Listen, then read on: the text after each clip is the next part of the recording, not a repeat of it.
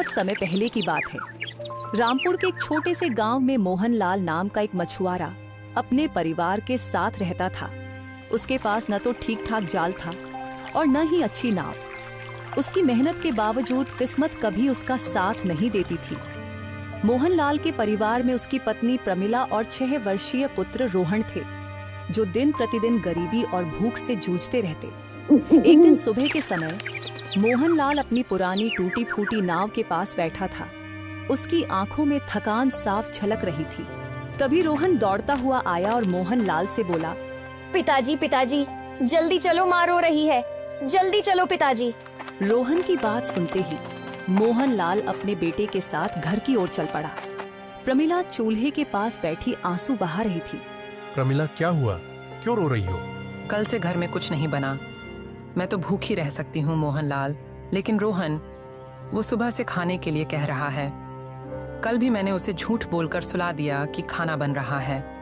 आज भी चूल्हे पर केवल पानी रखा है। प्रमिला की बात सुनते ही मोहनलाल की आंखों में आंसू भर आए। उसने खुद को संभाला और बिना कुछ बोले पहाड़ी की ओर निकल पड़ा और समंदर की ओर बढ़ गया। मोहनलाल कुछ दूर चला ही था कि तभी उसके कानों में एक भारी आवाज टकराई। इतने उदास मन से कहाँ जा रहे हो मोहनलाल? मोहनलाल ने जैसे ही पलटकर देखा तो एक पेड़ के नीचे एक साधु बैठा हुआ उसे रहस्यमयी नजरों से देख रहा था। मोहनलाल साधु की ओर देखकर बोला, हाँ, मेरे जीवन में तो केवल निराशा ही है महाराज। जाहिर सी बात है, जिसके जीवन में इतनी निराशा हो उसका चेहरा उदास ही दिखाई देगा ना। मोहनलाल की बात सुनकर साधु उठकर आया और मोहनलाल के पास खड़ा हो गया। तेरे माथे पर चिंता की लकीर बता रही है कि तेरी किस्मत तुझसे रूठ गई है। सही पहचाना महाराज। मैं एक मछुआरा हूँ। सुबह से शाम तक समुंदर के पानी में अपना जाल डालता हूँ, पर मजाल है जो एक भी मछली मेरे जाल में फंसे। लगता है जैसे मछलियों को मेरा चेहरा ही पसंद नहीं, जबकि बाकी मछुआरों के जाल भरे रहते हैं। समझ नहीं आता पिछले जन्म में ऐसा कौन सा पाप किया था जिसकी सजा मुझे इस जन्म में भुगतनी पड़ रही है। ठीक है, मेरी बात ध्यान से सुन। भगवान जो भी इंसान के लिए करते हैं वह उसकी भलाई के लिए करते हैं। ये सुनकर मोहनलाल गुस्से में बोला, अच्छा, तो आप कहना चाहते हैं कि मेरा परिवार भूखा सोता है और मैं खुद 2 दिन से भूखा सो रहा हूं। यह सब मेरे भले के लिए हो रहा है? वाह वाह वाह, भगवान के फैसले मनुष्य की समझ से बाहर होते हैं। बच्चे, अगर उसने तुझे गरीब रखा है तो उसमें ही तेरी भलाई होगी। हो सकता है कि अगर तेरे पास धन आ जाए तो तेरा व्यवहार बदल जाए। साधु की बात सुनकर मोहनलाल बिना जवाब दिए समुद्र की ओर चल पड़ा। सूरज निकल चुका था और लहरें चमक रही थी, लेकिन मोहनलाल के मन में भूख और बेबसी का तूफान था। उसने जाल डाला और घंटों इंतजार किया, पर जाल हर बार की तरह खाली निकला। तभी पास से वजह नाम का एक मछुआरा अपना नया और बड़ा जाल लेकर मोहनलाल के पास आया। उसके जाल में बहुत सारी मछलियां भरी हुई थी। अरे भाई, क्या अभी भी मछलियां पकड़ने का सपना देख रहे हो? लगता है मछलियां तुम्हें देखकर दूर भाग जाती हैं। क्यों? अरे भाई, मछलियां पकड़ना तो किस्मत का खेल है, लेकिन लगता है तुम्हारी किस्मत तुमसे नाराज है। वजह की बात मोहनलाल के दिल को इस तरह चुभ गई जैसे किसी ने चुपचाप तीर मार दिया हो। वो कुछ नहीं बोला, बस चुपचाप बैठा रहा, जैसे अंदर से कुछ टूट रहा हो। रात धीरे धीरे बीतने लगी। समंदर की लहरें जैसे उसके दर्द की गवाही दे रही थी। आधी रात का वक्त था, चांदनी पानी पर चमक रही थी। मोहनलाल ने आखिरी बार जाल डाला, शायद किस्मत साथ दे दे। कुछ देर बाद उसे महसूस हुआ कि जाल भारी हो गया है। उसके दिल में एक उम्मीद जगी। उसने पूरी ताकत से जाल बाहर खींचा और उसमें एक मछली थी। हे भगवान, हे भगवान, इसकी जगह अगर 2 मछलियां होती तो ज्यादा अच्छा होता। मोहनलाल की बात खत्म होते ही अचानक समुद्र की सुंदर जलपरी प्रकट हो गई। मैं समुद्र की जलपरी हूँ। जो मछली तुम्हारे जाल में फंसी है वो मेरे इलाके की है। उसे मुझे वापस कर दो और उसके बदले में मैं तुम्हारी एक इच्छा पूरी करूंगी। नहीं, मेरा परिवार भूखा है और मैं इसे वापस नहीं करूंगा।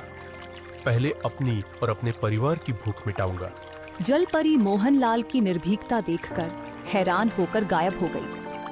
मोहनलाल उस मछली को लेकर अपने घर लौट गया प्रमीला और रोहन मोहन लाल का इंतजार कर रहे थे।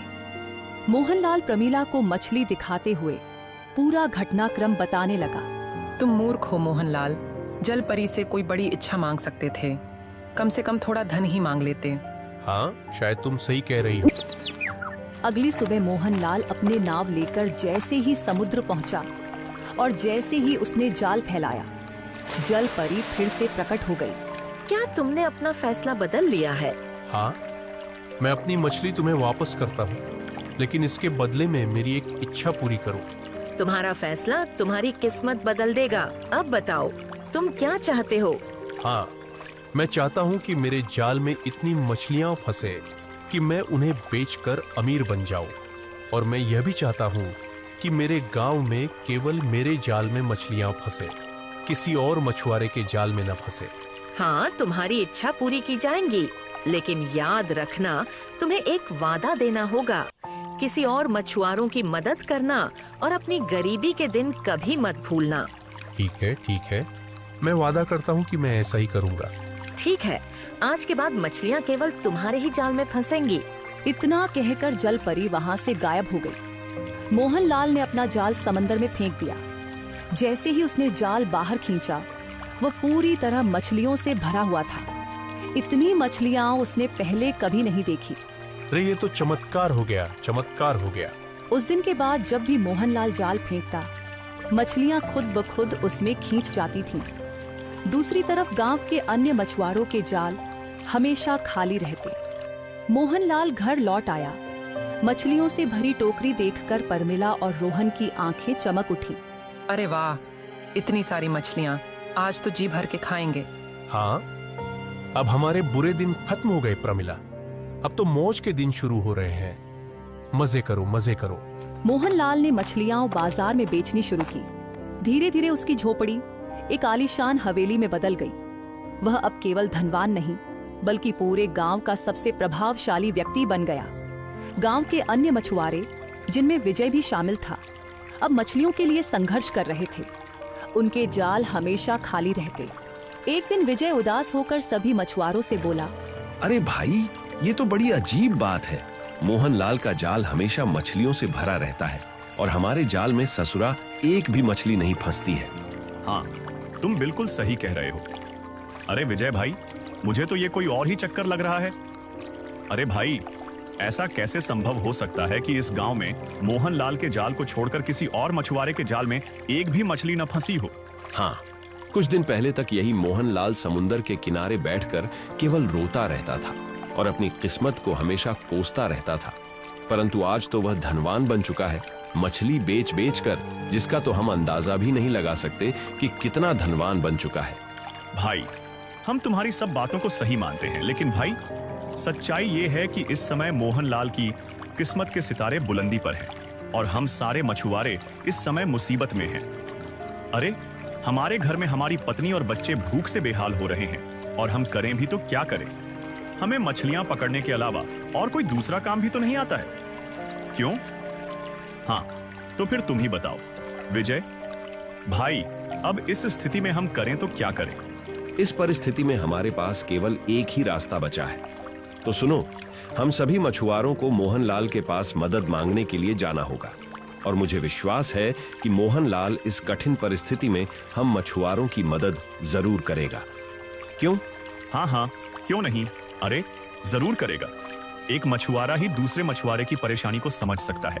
सही कहा बीजू भैया। और फिर जिस परेशानी से आज हम सब जूझ रहे हैं, अरे भाई, कुछ समय पहले मोहनलाल भी तो इसी परेशानी से जूझ रहा था ना। भूख से परेशान मछुआरों ने मोहनलाल से मदद मांगने का फैसला किया। विजय और बाकी मछुआरे मोहनलाल के घर पर उसके सामने आकर खड़े हो गए। मोहनलाल, ये देखो, हम सब की हालत देखो, हम कैसे हो गए। हमारे जाल में मछलियां नहीं फंसती, हमारा परिवार भूखा है, हम सब भूखे हैं। कृपया हमारी मदद करो, कुछ तो सहायता करो। तुम्हारा चेहरा देखकर मुझे याद आ रहा है। हाँ, तुम तो वही हो ना जो मेरा मजाक उड़ाते थे, कहते थे मछलियां पकड़ना तो किस्मत का खेल है और मोहनलाल की किस्मत तो वैसे ही बेगानी है। कुछ ऐसा ही कहते थे ना? और क्या क्या कहते थे? अरे, तुमने क्या क्या नहीं कहा मुझे? और अब मुंह उठाकर मदद मांगने भी आ गए हो। मैं तुम्हारा जो भी मजाक उड़ाया करता था मोहनलाल भाई, देखो इसके लिए मैं माफी मांगता हूँ। मुझे समझ आ गया है कि जब किसी मछुआरे के जाल में मछली नहीं फंसती तो उसकी क्या हालत होती है। देखो मोहनलाल भाई, हम सब मछुआरों के परिवार भूख से बेहाल हैं। तुम खुद जानते हो कि हमारे जाल में एक भी मछली नहीं फंस रही है। हम क्या करें? और तुम्हारे पास मछलियों का भंडार है। अब क्या तुम हमारी सहायता नहीं कर सकते? इतना नहीं कर सकते? बोलो भाई। अरे, मैंने तुम्हारी सहायता करने का ठेका नहीं ले रखा है। जब मैं भूखा रहता था तब क्या तुम मेरी सहायता करते थे? बोलो। मोहनलाल की बात सुनकर विजय बोला, ये बात सच है कि मैंने और बाकी किसी मछुआरे ने तुम्हारी परेशानी को नहीं समझा, लेकिन हमारी बात का भरोसा करो, हम सब वाकई तुमसे सच्चे मन से माफी मांगने के लिए आए हैं। हम जीवन में फिर कभी किसी की परेशानी का मजाक नहीं उड़ाएंगे। तुम सब मुझसे क्या चाहते हो? बताओ। तुम्हारे जाल में मछलियां ही मछलियां फंस रही हैं। तुम अपनी बहुत सारी मछलियों में से कुछ मछलियां हम मछुआरों को बेचने के लिए दे दो। हम मछुआरे इस सारे राज्य में तुम्हारी मछलियां घर घर जाकर बेचेंगे और उसके बदले तुम हमें केवल इतना धंधा देना जिससे हमारे और हमारे परिवार का पेट भर सके। विजय की बात सुनकर मोहनलाल जोर जोर से हंसने लगा, मजाक उड़ाते हुए। वाह, क्या खूब कहा तुमने। मैं तुम्हें अपनी मछलियां ऐसे ही दे दूं? अरे, क्या मेरी मछलियां राज्य में हाथों हाथ नहीं बिक रही है जो तुम्हें दे दूं बेचने के लिए? जाओ, अभी यहां से निकलो। मैं तुम्हें एक भी मछली नहीं देने वाला। और सुनो, आइंदा अपनी शक्ल यहां मत दिखाना।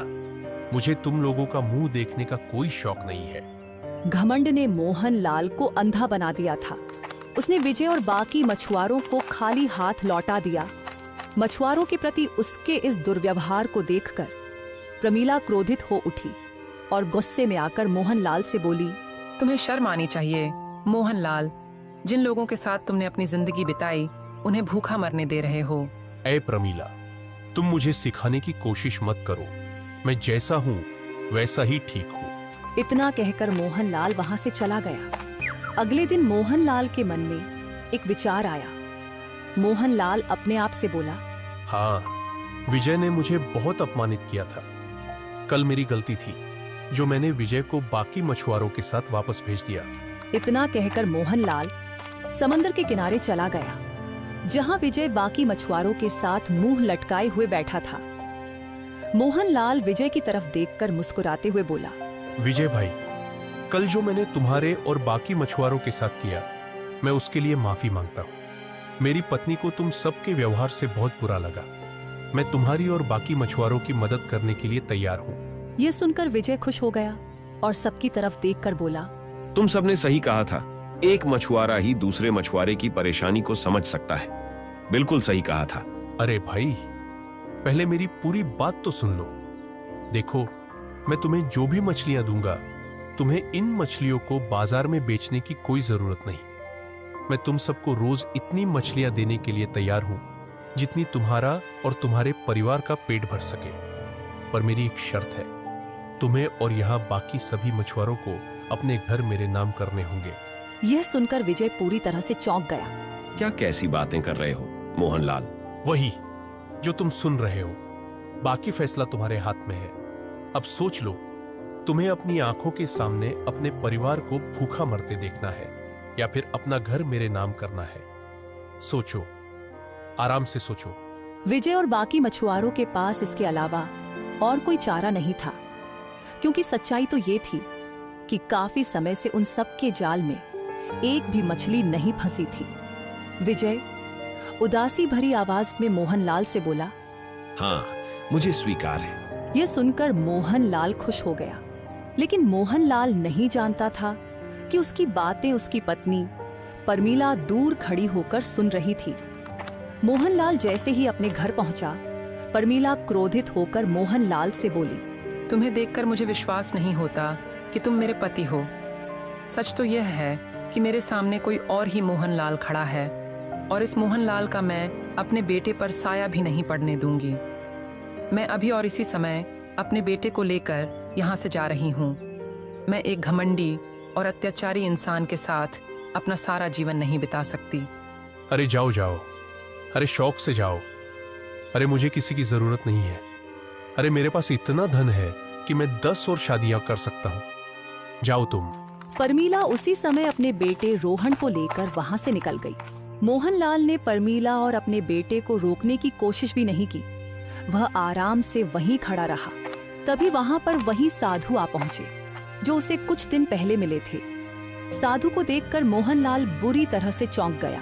अरे तुम तो वही साधु हो जो मुझे ज्ञान देते थे। हाँ, मैं वही साधु हूँ और मेरा ज्ञान गलत नहीं था। तुम खुद देखो, धन आने पर तुम्हारा व्यवहार कितना बदल गया।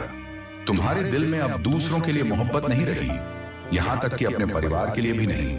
अरे अब मुझे इन बातों से कोई फर्क नहीं पड़ता साधु महाराज। ये फालतू का ज्ञान मुझे मत दो। चलो बस, बहुत हो गया। मोहनलाल ने इतना कहा ही था कि तभी वह साधु जलपरी में प्रकट हो गया। देखकर मोहनलाल बुरी तरह से चौंक गया। अगले ही पल वही जलपरी फिर से साधु में बदल गई। दूर समंदर में जिस जलपरी को तुमने देखा था, असल में वह मैं ही था, एक चमत्कारी साधु।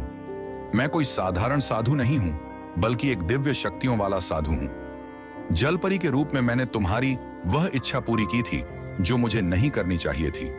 तुमने मुझसे एक नेक इरादा जताया था कि मछलियां तुम्हारे जाल में फंसे।